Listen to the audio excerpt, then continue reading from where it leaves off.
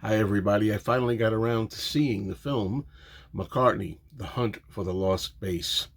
This was a movie that actually was done by the BBC and it played in theaters in England. And I'm glad I didn't see it in the theater personally because for me, it's 87 minutes of my life that I'll never get back. Look, it was a great idea and very intriguing as a fan, but this thing was way over long, and the story could have been told and presented in 30 minutes or 45 minutes, half the time, at best. So there's a lot of extra stuff that really is just going nowhere here. Okay. It's a story of how in 1961 in Hamburg, Germany, Paul acquired his very first iconic Hofner bass guitar. And he plays it in Hamburg, Germany. He plays it at the Cavern Club in Liverpool. He plays it on some early Beatle records. And then, somewhere around 1963, it's replaced by a second, and in my opinion, better looking bass. And for some reason, the first one is not really referred to anymore, but you can see it in the film on the sidelines. It's used as a backup, maybe saved. Like, for example, you see the Shea Stadium concert, and on stage you have the 1961 Hofner just lingering about there in case it's required, I guess, or maybe Paul just liked to take it around with him, like Linus of the Peanuts cartoon always relied on his blanket.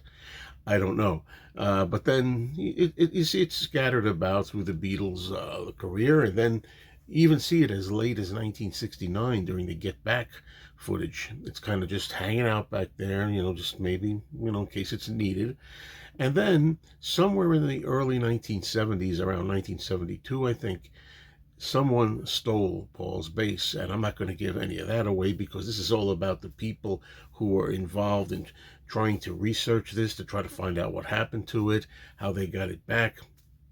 And ultimately, and this is no spoiler, gave it back to a very appreciative Paul McCartney, who was reunited with his baby at the end of the movie.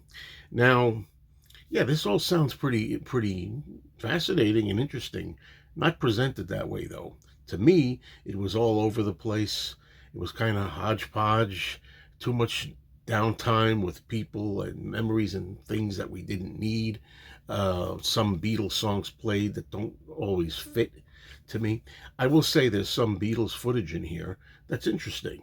So there's some decent Beatles footage in here, but overall, way too padded.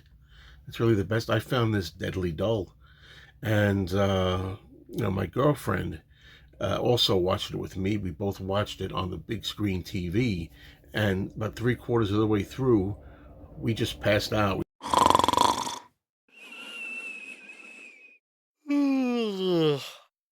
She didn't want too much to do with it after that. But when I woke up, I was sure to reverse it to catch what I'd missed. And other than seeing Paul at the end, I could have spent my time elsewhere easily. Uh, you know, it's also kind of depressing in this movie, and I'm not doing this to insult anybody, but it's uncomfortable seeing Paul. I'm glad to have him here. So glad he's still doing it and has an album coming out soon. But he looks his age, and also to see Mike McCartney, how much his brother has aged, was really an eye opener. And saddest of all, I thought, was dear old Klaus Vormann, who was a bass player in his own right, and friend of the Beatles for so many decades since the beginning. To see him appearing like he's a hermit and kind of talking about how he himself can't play bass anymore because his fingers are cramped, it's just sad, really.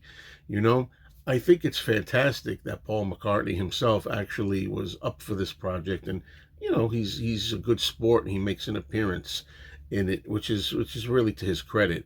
But overall, I'm telling you, this was really tough to get through.